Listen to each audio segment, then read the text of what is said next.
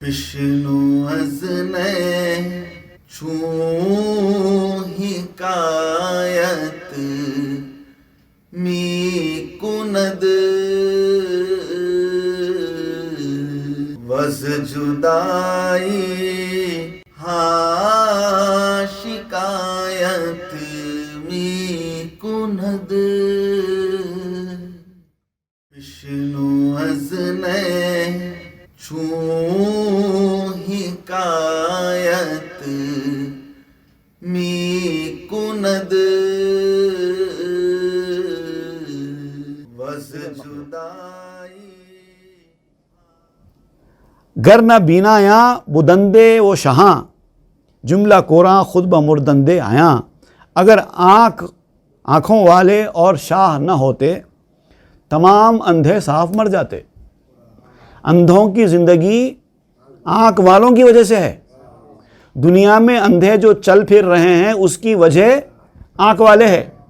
تو آپ سمجھیے، آپ بتانا یہ چاہتے ہیں کہ اے کور نظر لوگو جو عالم روحانیت سے تم ناواقف ہو، تمہیں کچھ خبر نہیں ہے، تمہاری مثال اندھوں کی ہے جو لکڑی کے سہارے فلسفے کی لکڑی لے کر چل رہے ہو اور سمجھ رہے ہو کہ ہماری زندگی اسی سے چل رہی ہے. لیکن یاد رکھو، تم اگرچہ لکڑی کے سہارے چل رہے ہو لیکن وہ جو آنکھ والے ہیں انہی سے تمہاری زندگی چل رہی ہے. نئے زکوراں کشت آیت نئے درود، نئے عمارت نئے تجارت وسود. اندھوں کو تو حقیقت میں نہ بونا آتا ہے بیج زمین میں، نہ جھاڑ پک جائے تو اس کو کاٹنا آتا ہے، نہ ان کو رہنے کے لیے گھر تعمیر کرنا آتا ہے، نہ تجارت کرنا آتا ہے، نہ نفع کمانا آتا ہے. اور دنیا کے کاروبار تو سب اسی سے چل رہے ہیں. ان کو کچھ آتا ہی نہیں ہے. وہ تو صرف لکڑی کے سہارے جی رہے ہیں اور اسی فلسفے کو، اسی تھیوری کو، اسی سائنس کو اپنا ساری زندگی کا لب لباب سمجھ رہے ہیں اور سمجھ رہے ہیں کہ اسی سے ہماری زندگی چل رہی ہے. اور وہ تو ہے ہی اندھے، ان کو تو دیکھنے والے بھی نظر نہیں آ رہے ہیں. جو ان کو کسان ان کے لیے جو کر رہا ہے وہ تو ان کو پتہ ہی نہیں ہے. وہ تو ان کو پتہ ہی نہیں ہے کسان کیا ہوتا بھی نہیں پتہ ہے ان کو، کھیت کیا ہوتا بھی نہیں پتہ ہے ان کو، گیہوں کیسا لگتے ہیں، چاول کیسے لگتے ہیں وہ بھی نہیں پتہ ہے ان کو، آگ کیا ہوتی ہے جس پہ کھانا پکتا ہے وہ بھی نہیں پتہ ہے ان کو. یہ سب کچھ ہو رہا ہے تو ان کی زندگی ہو رہی ہے. اور ان کی غلط فہمی یہ ہے کہ وہ لکڑی ہاتھ میں لے کر یہ سمجھ رہے ہیں کہ میری زندگی اسی لکڑی کے سہارے چل رہی ہے. گر نبود رحمت و افزار شاں در شکست چوب استدلال شاں. اگر ان لوگوں کی، آنکھ والوں کی مہربانیاں نہ ہوتی، ان کی شفقتیں نہ ہوتی تو ان لوگوں کے جو استدلال کی لکڑی ہے نا ٹوٹ جاتی. یہ فلاسفرز کی، یہ سیلوجسٹس یا لاجسٹیشینس، ان کی جو سیلوجسٹک ریزننگز ہے پوری بیکار ہو جاتی. لیکن چونکہ یہ اندھے ہیں، آنکھ والوں کی ان کو خبر ہی نہیں ہے، اس لیے یہ لوگ سمجھے ہوئے ہیں کہ ہم اسی ریزننگز کی وجہ سے دنیا میں جی رہے ہیں، یہی لاجیکل پروفس کی وجہ سے ہم ترقی کر رہے ہیں. یہ یوں سمجھیے کہ یہی سائنس ہے جو ہم کو زندہ رکھ رہی ہے، یہ سمجھتے ہیں. اور ان کا سمجھنا ان کے حساب سے غلط نہیں ہے کیونکہ تو ان کو دکھائی نہیں دے رہا ہے نا. کیا کریں گے؟ اب تک کوئی سورج، کوئی تارا نہیں دیکھا، کس رنگ کا ہوتا ہے اجالا نہیں دیکھا. وہ معاملہ ہے ان کا. این اسا چبوت خیاسات و دلیل آ اسا کہداد شاں بینا جلیل. یہ لاٹھی ہے کیا چیز؟ ان لوگوں کی یہ جو لاٹھی ہے یہ چیز کیا ہے؟ آپ کہتے ہیں خیاس اور دلیل، انداز قائم کرنا اور دلیل پوچھے بغیر، پروف آئے بغیر کسی چیز کو نہیں ماننا. یہ تو لکڑی ہے ان کی. اور یہ لکڑی بھی آ اسا کے داج شاں بینا جلیل، اور یہ لکڑی بھی ان کو اللہ تعالیٰ نے دی ہے جو بصیر، دیکھنے والا بھی ہے اور جلالت شان والا بھی ہے. اللہ نے دی ان کو یہ عقل، یہ فراست، یہ حکمت، یہ فلسفہ، یہ دلیل پوچھنے کی جو خصوصیت ہے، یہ تحقیق کرنے کی، یہ ریسرچ ایبیلیٹیز جو ان کے اندر پیدا ہوئی ہے، یہ بھی اللہ تعالیٰ نے دی ہے. اب کیوں دی ہیں؟ او اساتاں داد تا پیش آمدید آں اسا از خشم ہم بروے زدید. اس نے تمہیں لاٹھی اس لیے دی تاکہ تم اس کے سہارے آگے بڑھ سکو. یہ سب کچھ نہیں ہے، یہ تمہاری ترقی کا ایک زینہ، ایک طریقہ ہے. انسان کو اللہ تعالیٰ ترقی کے راستوں پر لے جانا چاہتا ہے تو تمہارے ہاتھ میں ایک لکڑی تھما دیتا ہے، اور وہ لکڑی یہ ہے، قیاس اور دلیل والی لکڑی. عصا از خشم ہم بروے جدید، مگر ہمارا کیا معاملہ ہے؟ یہ ہاتھ میں لکڑی ہے، اللہ نے ہم کو دی ہے، وہی لکڑی ہم اسی کے منہ پر مار رہے ہیں، اسی کے دین کے منہ پر مار رہے ہیں. اپنی عقلوں کا استعمال کرتے ہوئے ایمان کی باتوں کو قبول کرنے سے انکار کر رہے ہیں، اور بے عقلی کی باتیں کہہ رہے ہیں. اس کو دین کی باتوں کو بے عقلی کی بات کہہ رہے ہیں. حدیث میں آیا، بخاری شریف کی حدیث ہے، حضرت جابر بن عبداللہ روایت کرتے ہیں. اس کے بعد بھی آپ اس کو بے عقلی کی بات مانتے ہیں. تو گویا کہ اللہ نے آپ کو لاٹھی دی ہے، قیاس اور دلیل والی لاٹھی، تاکہ آپ ترقی کریں، اور آپ اللہ کے دین پر ہی مار رہے ہیں اس کو. چوں عصا شد آلت جنگ و نفیر، اسارا خرد بشکن اے زریر. جب یہ لاٹھی جنگ اور بھگدڑ کا ذریعہ ہو گئی، جب آپ کو یہ لاٹھی، اللہ کی دی ہوئی لاٹھی، اللہ کے راستے سے بھاگنے کا ذریعہ بن جا رہی ہے، اللہ کے دین سے جنگ کرنے کا ذریعہ بن رہی ہے نا، تو آپ کو کیا کرنا چاہیے؟ اسارا خرد بشکن اے زریر، اے اندھے انسان، تجھے چاہیے کہ اس لاٹھی کو چور چور کر دے، توڑ دے. اگر یہ فلسفہ، اگر یہ تیری علمی ترقی، اگر تیرا یہ انٹلیکٹ، تیری تعلیم، تیرا ایجوکیشن، تیرا وزڈم، اگر یہ تیرے لیے مددگار ہے تو تیرے لیے بہترین چیز ہے، اللہ نے دی ہے تاکہ تم ترقی کرو. لیکن اگر یہی چیز تیرے دین میں خرابی کا باعث بن رہی ہے تو اس کو اٹھا کے پھینک دینا چاہیے، چور چور کر دینا چاہیے. حلقے کوراں بچہ کار اندریت، دید بارہ درمیانہ آوریت. حلقے کوراں، اے اندھے لوگوں کے ساتھ رہنے والوں. اب آپ اپنی کتاب پڑھنے والوں سے خطاب کرتے ہوئے کہتے ہیں، اگر تم اندھے نہ بھی ہو، کیونکہ اب تم اس میدان میں، روحانیت کے میدان میں آ رہے ہو، کچھ حاصل کرنا چاہتے ہو، تو مطلب کچھ دیکھنا چاہتے ہو نا. تو اگر تم دیکھنا چاہتے ہو تو تمہیں دیکھنے والوں کے ساتھ ہونا چاہیے. اندھے لوگوں کے ساتھ کیوں رہتے ہو؟ آپ کہتے ہیں کہ اے اندھوں کے ساتھ رہنے والوں، ان کی کمپنی میں رہنے والوں، ذرا سوچو تم کیا کر رہے ہو. حلقے کوراں بچہ کار اندرید، تم کیا کر رہے ہو؟ یہ دید بارہ درمیانہ آورید، کسی صاحب بصیرت کو، نظر والے کو درمیان میں لاؤ. دامن او گیر کو دادت عصا، در نگر کادم چہا دیدس عصا. دامن او گیر، اس کا دامن پکڑ لو. کو دادت عصا، کہ اس نے تجھے یہ لاٹھی دی ہے، جس نے تجھے لاٹھی دی ہے ترقی کرنے کے لیے، اس کا دامن پکڑو.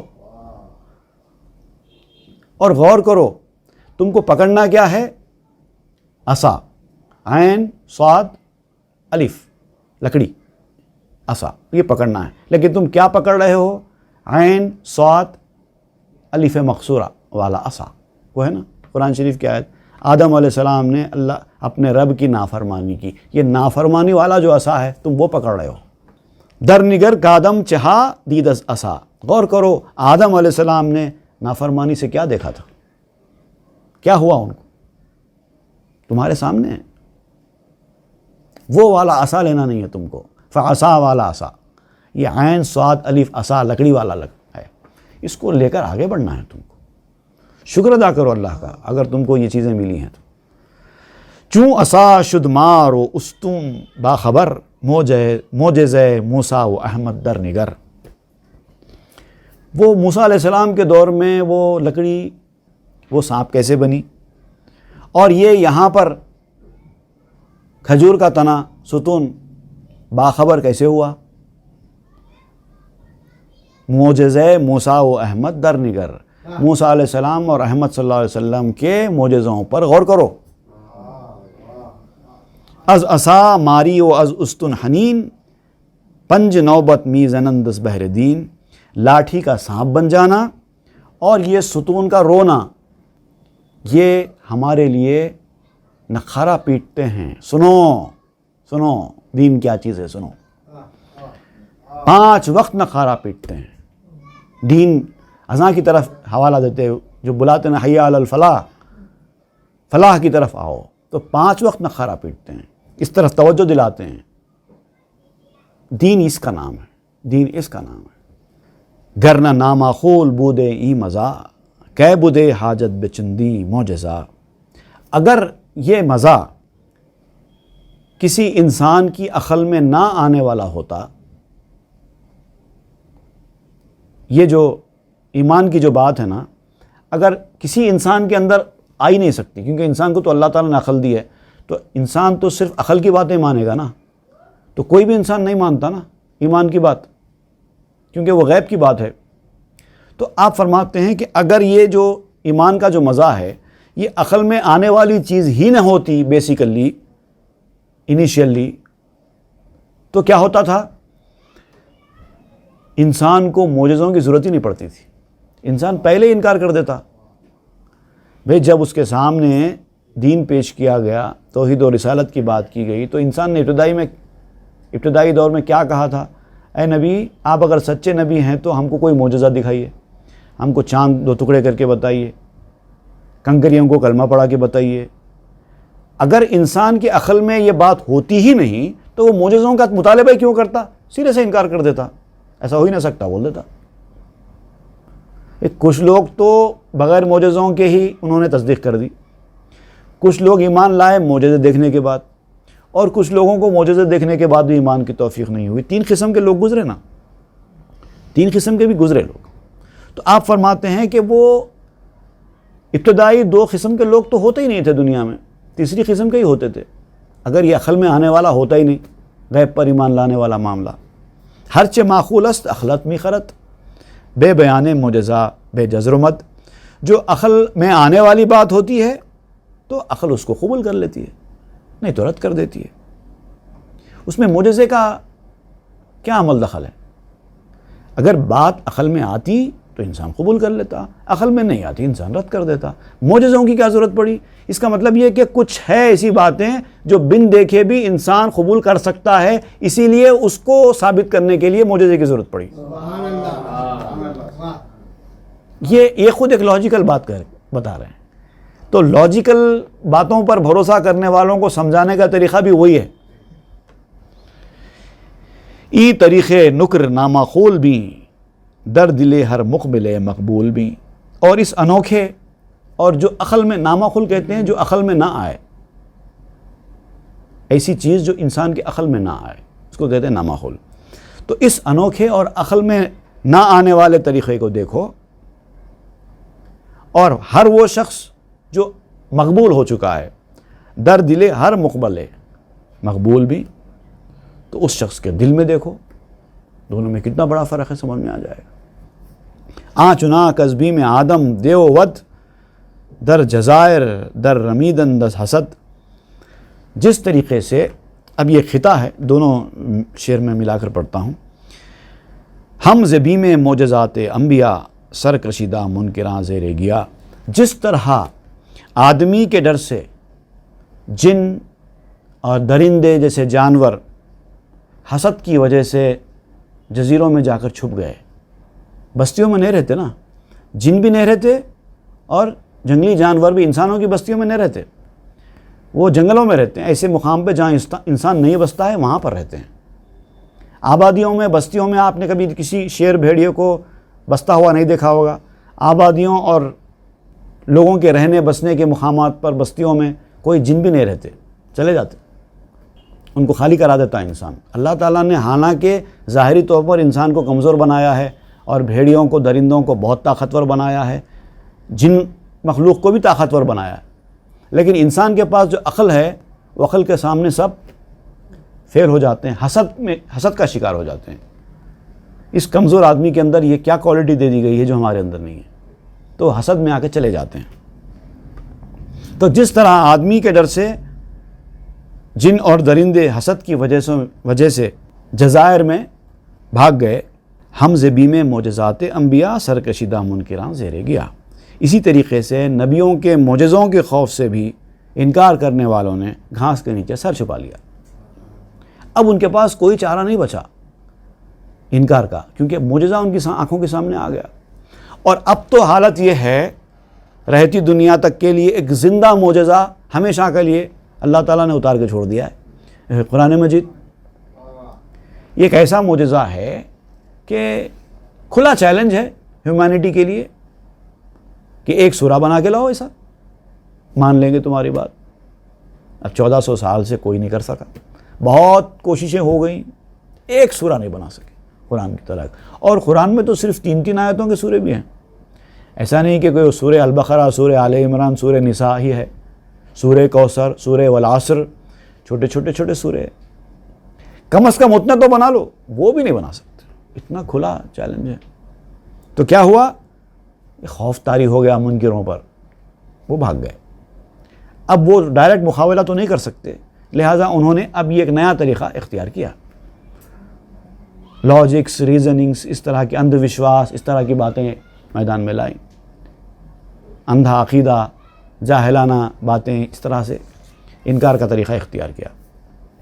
تاب ناموں سے مسلمانی زیند، در تسلس تا ندانی کہہ کیند، تاکہ وہ مسلمان نظر آتے ہوئے ظاہری طور پر عزت کے ساتھ رہ سکیں، ورنہ ان کی حقیقت کھل کے آ جائے گی. اگر وہ کھلم کھلا انکار کر دیں گے اس طرح کی باتوں کا، منافقت ظاہر ہو جائے گی. تو وہ چاہتے ہیں کہ چلو عزت کے ساتھ مسلمان بن کے رہیں، مکاری کے ساتھ ہی صحیح، تاکہ عام انسان یہ نہ سمجھ سکے کہ یہ لوگ کون ہیں. بڑے خطرناک قسم کے چھپے ہوئے لوگ ہوتے ہیں. اگر میں ان کی پھر اقسام اور ان کے طریقے یہ بیان کرتا چلوں تو پھر اور بہت سارا وقت نکل جائے گا. ہم چو خلاباں براں نغد تباہ، نخرمی مالند نام پادشاہ. کھوٹے سکے بنانے والوں کی طرح ان کا معاملہ کیا ہے؟ کچھ کھوٹے سکے بنانے والے ہوتے ہیں، فیک کرنسی یا فیک گولڈ. پہلے تو گولڈ کی کرنسی ہوا کرتی تھی، اب تو وغیرہ نوٹس وغیرہ آ گئے ہیں. پہلے تو گولڈ ہی کی کرنسی ہوا کرتی تھی. اس زمانے میں تو بہت زیادہ فیک کوائنز بنا کرتے تھے.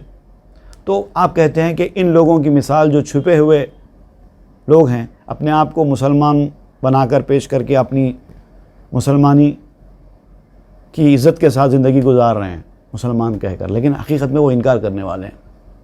تو ان کی مثال آپ دے رہے ہیں، کھوٹے سکے بنانے والے ہیں. اور انہوں نے کیا کیا؟ اپنے بنائے ہوئے کھوٹے سکے پر پانی چڑھا دیا اور اس کے اوپر وہ بادشاہ کے جو سیل وغیرہ رہتی وہ بھی جما دیا. اندر سے کھوٹا ہے، لیکن باہر سے آپ دیکھیں گے ایسا لگتا ہے کہ جیسے اوریجنل ہے. جیسے آج بھی آپ دیکھیں گے جو لوگ فیک کرنسیز بنانے والے ہوتے ہیں، جب تک آپ اس کو غور سے نہ دیکھیں، اس کی جو خصوصیتیں ہیں نقلی اور اصلی کی، جب تک کہ آپ کو ان کا فرق معلوم نہ ہو، آپ نہیں پہچان سکتے. اتنا زیادہ نقلی اور اصلی کے درمیان مماثلت ہوتی ہے، ریزمبلنس ہوتا ہے. ظاہراً الفاظ شاں توحید و شرع، باطن آں ہم چو درنا تخم سرا. اب دیکھیے، ظاہری تو ان کا یہ ہوتا ہے، توحید کی باتیں کرتے ہیں، شریعت کی باتیں کرتے ہیں، نماز پڑھنے کے لیے آؤ، اللہ کے واسطے آؤ اللہ کے راستے میں آؤ، شریعت کے راستے میں، داڑھی چھوڑو، ٹخنے کے اوپر پیجامہ رکھو، جہاں جاؤ وہاں اللہ کا ذکر، رسول کا ذکر، قرآن پڑھو، ریڈ قرآن ود ٹرانسلیشن، اس طرح کی تلقینیں کرتے ہیں اور اپنے آپ کو بہت بڑا مبلغ ظاہر کرتے ہیں. ہمیشہ توحید توحید توحید توحید ہی کرتے رہتے ہیں. توحید کوئی بری چیز نہیں ہے نا، توحید تو بنیادی چیز ہے ایمان کی. لیکن ان کا جو مقصد ہوتا ہے وہ توحید سے اصل ایمان کی بنیادی چیز کو مضبوط کرنا نہیں ہوتا ہے، بلکہ دیگر چیزوں کا انکار کرنے کے لیے توحید کا سہارا لیتے ہیں. تو آپ کہتے ہیں ظاہراً الفاظ شاں توحید و شرع، ظاہری طور پر ان کے الفاظ ہوتے ہیں توحید اور شریعت. باطن آں، اور ان کا باطن ایسا ہوتا ہے ہم چونا روٹی کی طرح، تخم سرا. تخم کہتے ہیں، تخم سرا کہتے ہیں سرا کے بیج. سرا جو ہے ایک دانہ ہوتا ہے، بالکل گیہوں کی طرح اس کا بھی جھاڑ ہوتا، اور اس کا جھاڑ بھی گیہوں کی جھاڑ کی طرح ہوتا ہے.